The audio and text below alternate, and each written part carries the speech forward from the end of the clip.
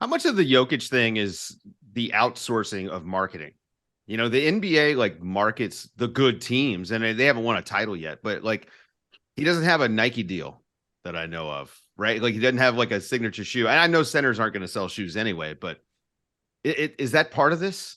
Part of it is Jokic is more like Mike Trout than Yeah, anything that's right. else, where he He just doesn't wants to give go a shit race his about. horses, Yeah, man. exactly. If you offered a sponsorship deal for his horses, he might be more interested than a sponsorship deal for himself. And I think that's kind of some of it is Jokic, but I think also, like Dave, you said, like, oh, they haven't won a title.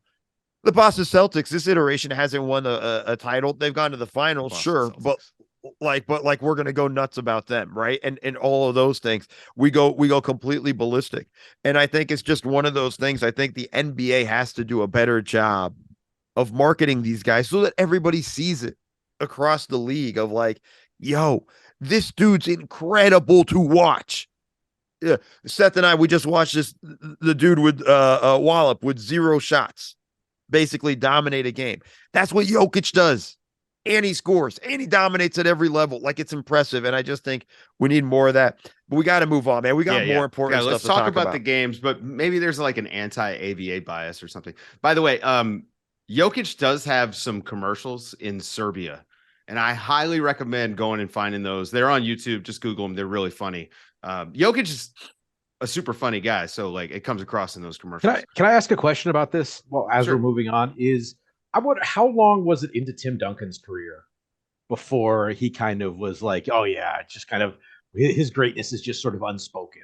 I feel like it took a little bit because in some ways, like they aren't like one-to-one comparisons, but just in terms of the level of kind of self-promotion. This isn't to say like, I don't think like Embiid self-promoting is fake in any way. I just think No. that's he's kind of an ebullient personality.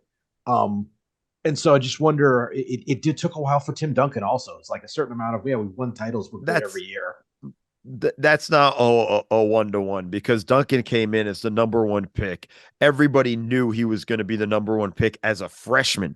Yep. And he stayed 4 years in college. So I think that's not really a one-to-one. Whereas Jokic, who goes 41 in the draft during a Taco Bell commercial, like there's just not the limelight is not going to be shown to him in that way. Duncan came in with the expectations of he's going to be great. And that led to that. You know what I mean? Like teams that lost that lottery were reacting the way teams lost the Wembanyama lottery, knowing that they lost a possible generational guy. So I think that's kind of the difference in that sense.